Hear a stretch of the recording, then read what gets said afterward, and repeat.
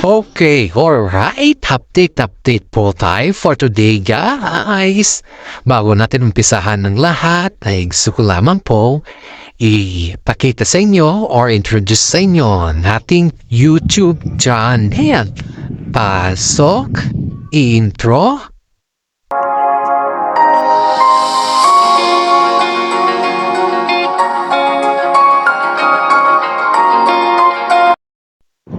Okay, update tayo sa lahat ng bagay, guys. Heto na naman tayo, guys. Ito yung pinakamasarap sa pakiramdam. Tayo dito sa ating mga nasagap ng balita, guys, patungkol sa mga sinasabi ng mga ibaba. Ay si Kim Chi daw po ay ininbitahan ng mga kaibigan niya na kung saan po ay magbabanding sana sila. Pero itong si Paolo Avellino pala is parang may may sakit, parang ganon, guys. Kasi ang dami nagsasabi kasi na parang namumutla daw si Paolo Avellino pag nakikita daw nila siya. Yan yung mga sinasabi ng mga iba, guys, na hindi naman natin alam na kung totoo man yan or hindi pa. Kasi marami kasi dito nagtatanong kung ano na yung kanilang mga dapat nating gawin ba. Sa kabila ng lahat, guys, isipin natin ba yung ano yung mga tendency or yung mga dapat natin gawin para mabuo natin yung mga bagay-bagay na kinakailangan natin na gawin sa lahat. Ito yung sinasabi nila des na si Paolo Avellino daw is parang may mga moves na hindi daw maintindihan ng mga fans sa ngayon. At lalong-lalo na ay palabas na yung My Love Will Disappear nilang movie. Ano kaya sa lagay ninyo, guys? Ang daming nagsasabi kasi na parang umiiwas daw si Paolo Avellino sa mga invites. Hindi ko din masagot yan, guys, kung totoo man yun yung sinasabi nila na yung para siyang umiiwas. Kasi sa pagkakaalam po yung dito sa ating mga legit na sources, guys, is parang may mga time din daw na moody si Paolo Avellino. Kasi ang daming nagsasabi din na ganyan eh. Pero may mga time din daw na okay lang daw kay Paolo Avellino yung ganon. Pero sa mga naririnig natin, sa mga sinasabi ng iba is daming nagsasabi na totoo daw na parang umiiwas daw. Pero yung mga iba naman, guys, ay sinasabi naman nila na wala naman daw katotohanan. Pero ayon dito sa ating mga legit na sources ay tinanong daw si Paolo Avellino kung may mga ugali daw isa na mga moody or something na nakuan ba. Kasi ang dami daw nakapansin kay Paolo Avellino sa ngayon na parang sinasabi nila na character changing mood daw siya. We don't know, guys, we don't know if we can believe that one or we can adopt that one. Pero kita naman natin sa mga shows ba or sa mga event or sa mga pinopost nilang mga Instagram nila or something like that na hindi naman ganun si Paolo Avellino na moody. Hindi naman sa pinapagtanggol ko si Paolo Avellino, pero siguro dumadaan na po si Paolo Avellino sa mga bagay-bagay na may mga problema ba or something sa pamilya or something expenses sa bahay pa. Parang ganon ba? Kasi pag tayo naman po kung may mga problema din tayo ba is nakikita mo din kasi yan sa mga characteristic natin. Pag-ugali ba, number one yan, or sa mga things na ibang sa mga facial expression, sa mga appearances natin, doon mo makikita na yung pagiging may problema ba yung isang tao, di ba? Sometimes nga sa mga tawa din natin yung masayang-masaya ka na iisipin mo na may problema ito kaya gusto niya maging masaya. Parang ganon ka lang. Diba? Yun kasi yung mga basehan natin. Ay maraming mga netizen po ang nagsasabi na siguro tama yung mga iba at siguro mali din yung mga iba. Kasi that is tinatawag natin perspection ba? Yung kanilang sarili nilang opinion yan.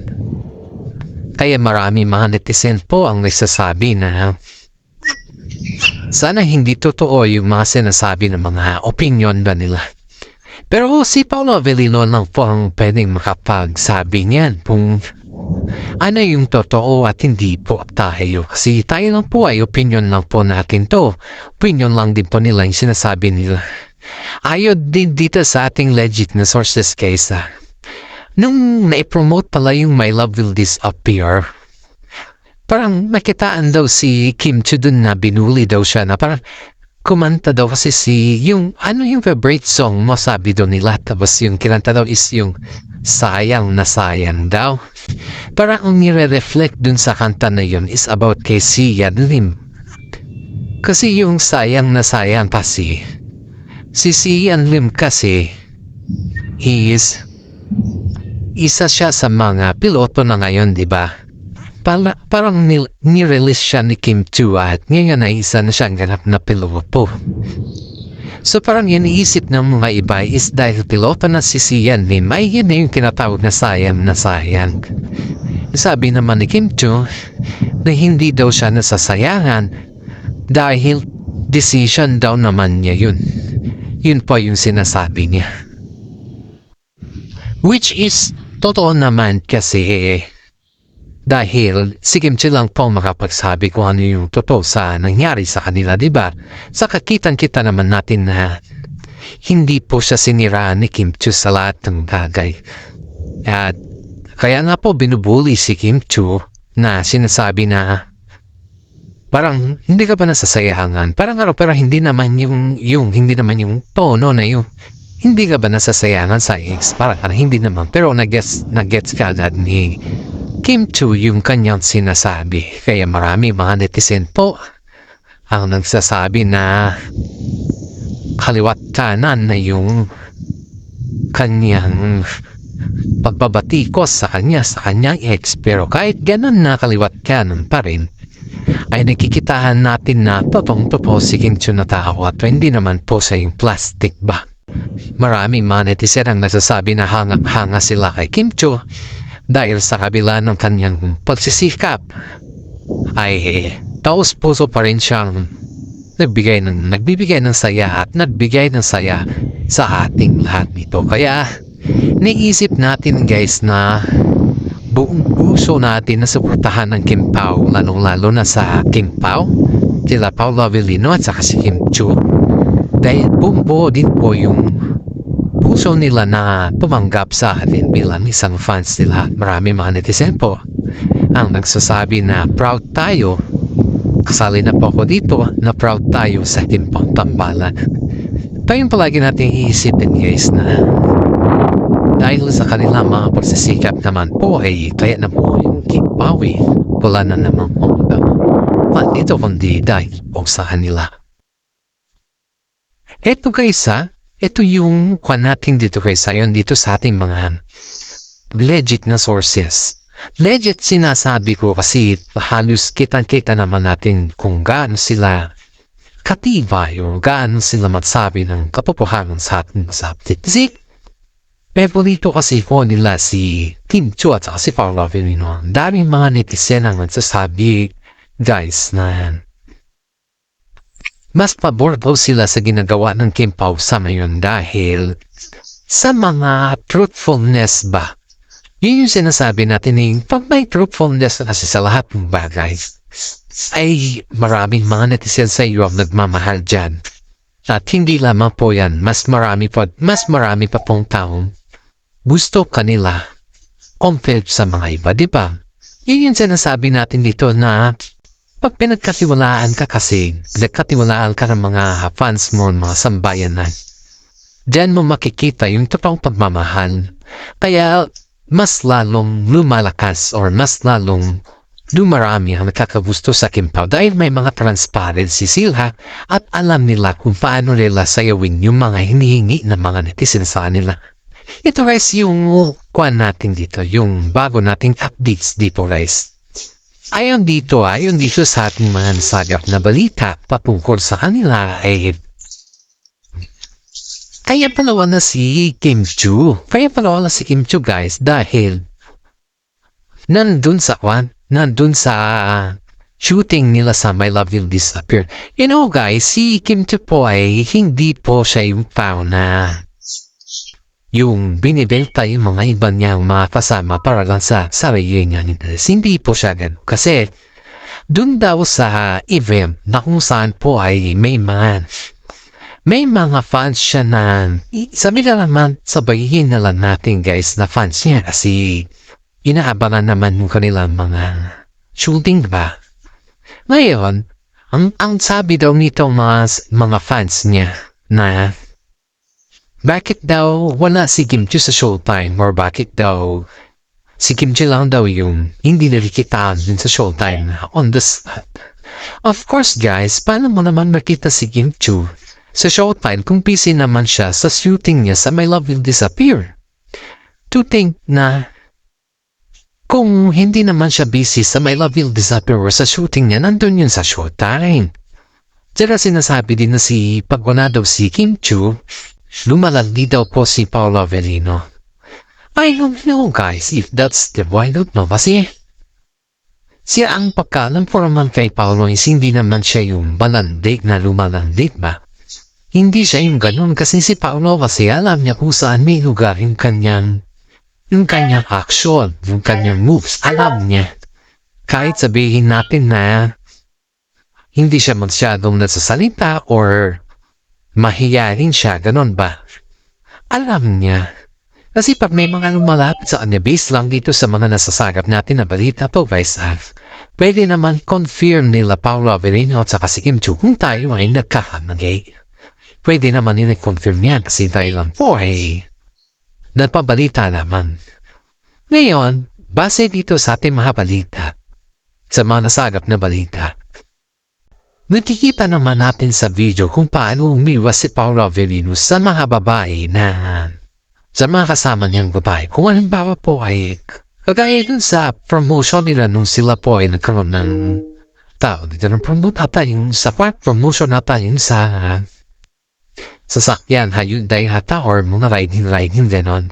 Kita naman ninyo yung may lumapit kay Paolo Avellino na babae na kung saan ay kasama naman niya mismo. Pero kita mo naman dun yung pag-iwas ni Paolo dun. Kita mo dun. Kita mo lahat dun mo ano yung paano siya umiwas or kung ayaw niya talagang tumabing pag may mga babae. Yun yung sign guys dito na respeto ni Paolo Avellino si Kim Chu bilang isang partner at bilang isang karelasyon. Kasi kung hindi naman niya gawin yung ganun guys, ang daming taong nagsasabi or ang daming mata sa submit o sa social media na nagsasabi na naman, si Paolo, pahit ganito, hindi siya marunong lumiwas. Ganun ba? Yun kasi yung mga target ng mga tao dito guys kay Paolo Gumagawa sila ng issue patungkol kay Paolo kahit naman walang katotohanan. Kaya na po. Yung sabi dito ng mga netizen, sabi rin isa nating kwan dito na bakit daw pag wala si Kim Chu ay lumalandi daw si Paolo? Which means, hindi naman po para sa akin base sa mga nakikita natin sa mga videos o sa mga last na kwan ni Paolo pakiramdam mo hindi naman po siya lumalandi ma'am, kundi kaya umiiwas siya. Pero dahil yan po yung opinion ninyo, magkaiba naman tayo ng opinion. Kaya napaliwanag ka lang po dito kung ano yung pinagkakaiba, yung pagkaiba ng landi at saka umiiwas. Pero sa tingin ko hindi naman lumalandi si Paolo Avellino, which is tama naman na hindi talaga lumalandi. Pero ito guys, marami kasing mga netizen ang nagtatanong kung bakit pag yung si Paolo Avellino daw ang topic sa showbiz is parang lutang daw ang Paolo Avellino, ang tito ninyo, si Paolo Avellino. Para sa atin, hindi naman siya lutang. Saka, Kaya naman siya hinihila ni Kim Chiu dun sa interview before kasi parang ang layo niya kasi kay Kim. Gusto kasi ni Kim nasa public sila at dapat parehas sila pong nandun at saka kitang-kita naman natin yung nakamas si Paolo Villar kasi mahihain talaga siya guys. Ito yung sabi dito na hinihila daw siya ni Kim dahil lumalanggit daw siya. Hindi po. Then po pa yung nagkakamali. Dun sa on the spot na interview nila guys. Kita niya naman dito sa video ano? Dun sa on the spot na interview nila. Yung di ba nandun yung si broadcaster nun about sa panata, about sa chika-chika ba dun sa showbiz ko. No na yung kaganapan sa mga movie. Ngayon, namatahan na hinila ni Kim Chiu si Paolo Avellino at nakita dun sa mismong flash ng news niya. Sabi dito, kaya daw siya hinihila ni Kim Chiu dahil lumanandi daw siya sa babae. Hindi po guys, kita naman dito. Ito yung pagkakamali ni Madam na kung saan ay hinusgahan niya mismo si Paolo Avellino lumalandik sa ibang babae. Mali po yun ma'am. Ang akin ako dito ay paliwanag ko lang na huwag naman sana tayo mangbasda. Kasi pag nagpapaliwanag kasi kami or ako bilang sa content creator sa mga comment na mga hindi naman talaga totoo ba ay parang kami pa yung ako pa yung masama. Ito guys, yung katotohanan dito. Kaya siyang hinila ni Kim Chiu dahil ang layo niya kasi. Ang layo niya kay Kim Chiu at saka nakita naman natin kung paano naman yung pag-epekto ni Kim Chiu sa kanya. Diba kita naman natin lahat yun. Nakita ninyo kung ano yung concern ni Kim Chiu sa kanya na lahat yun nakita natin. Kaya ang sabi ko dito is hindi yun yung rason na sabihin natin na kaya siya hinila ni Kim Chiu dahil malad. Hindi po. Hinila talaga siya ni Kim Chiu kasi ang layo niya kay Kimi. Yun yung katotohanan dito. Ngayon, itong si Madam, ang dami niya ng pinost sa SOCMED na kaya ayaw niya na daw kay Kim Power. So, ayaw niya na daw kasi masyado na daw may mga attitude daw. Ito pa yung post na may attitude daw ang Kim Power. Siguro man sa sinasabi mo na attitude para sa Kim. So, hindi rin na may attitude sila. Si normal lang naman yan sa tao. Lahat naman tayo may attitude. Ako nga din may attitude din eh. Aminado tayo sa mga ganyan na bagay kasi siyempre po, tao lang po sila. Hindi po sila yung perfect din na love team. May mga pagkakamali din po sila na hindi din po nila namamalaya. Pero dahil sa mata ng mga kagaya natin na nagkahabang sa kanila, normal na lang po yun. Huwag na po natin gawing big deal kasi normal na naman talaga. Normal talaga yung mga ganyan na may mga attitude din sometimes kasi nga po, kailangan din nila kasi na magkaroon ng privacy dahil pawalam din po sila. Ngayon guys, yung isipin natin na yung nasaan na naman si Kim Chiu, hinahanap nila. Si Kim Chiu po guys is ongoing yung kanilang shooting sa My Love Will Disappear. At ngayon ang dami nagtatanong kung bakit si Paolo lang yung namatay nila at bakit wala din daw si Paolo. Salamat po tayo sa isang netizen na kung saan po ay binahagi niya po yung picture nila Kim Chiu at saka si Paolo Avellino sa SOCMED. At dito po natin napag-alaman na magkasama pala sila Paolo Avellino at saka si Kim Chiu. Pero yung flash lang kasi ng mga iba dun sa flash lang kasi ng mga iba dun sa mismong video ay si Paolo Avellino lang po, wala po dun si Kim Chiu. Kaya maraming nagtataka kung bakit hinahanap po nila si Kim Chiu. Nandun naman pala si Kim Chiu guys. Kaya sabi ng mga netizen, folks, mga ibang netizen na bakit daw wala si Kimi? Ano na daw mangyari kay Kimi? Which is, nandun naman si Kimi guys. Kasama ni Paolo Avellino pero ang flash lang talaga sa screen is si Paolo Avellino kasi nga po nakasalam na kasi si Kimi guys, nakasalam na sa shoot. Kaya syempre pag na-on shoot ka na, ang kinukuhan lang talaga dyan is yung ongoing na shooting. And si Paolo naman, nagpapahinga pa naman siya. Kaya si Paolo lang po yung nakita natin. Aside from that, guys, may chika-chika tayo dito, guys. Di ba ongoing ni shooting ng My Love Will Disappear? At ang tanong naman ng mga netizen sa atin, kung totoo na ba daw yan na may papublish na or gawa-gawa lang naman nila para naman umangat yung pangalan ng Kim Pao. Kasi ayan dito sa binalikan po nila yung ang mga fan natin guys, mga fans natin guys is alam nila. Kasi binalikan po nila yung post ng Starmatic na kung saan kailan luminsad yung movie ng Kim Pao na My Love Will Disappear. Ito yung tanong nila sa ating guys Ito yung tanong nila mismo kasi ako hindi ko din yan masagot dahil hindi ko din yan masagot guys dahil ang makakasabot lang naman yan is mismo Starmatic.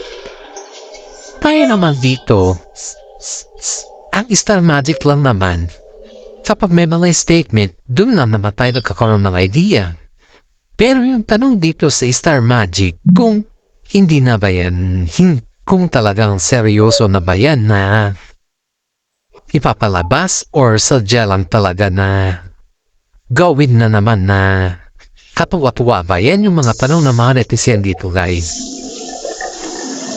Ang sagot ko naman dyan guys is wala naman kasing sinabi si Starmatic na kung kailan talaga or anong kwan talaga na ipapalabas.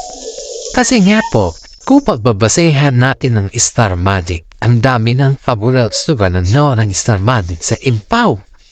Yan po yung katotohanan dyan. Isipin nyo sabi nila, ipapalabas yung movie ng Kim Pao ngayon na karoon ng aberya. Tapos, i-schedule na naman. Pero dun daw, ayan dito sa ating legit sources dun daw sa statement ng Starmatic, wala daw date kung kailan daw ipapalabas yung My Love Will Disappear na movie nila Kim Pao.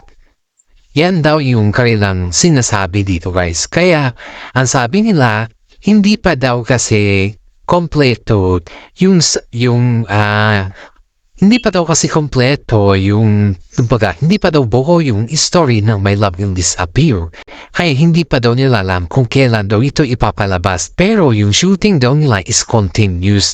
Yan naman po yung update natin for today. At alam ko naghihintay na kayo sa mga marami nating update.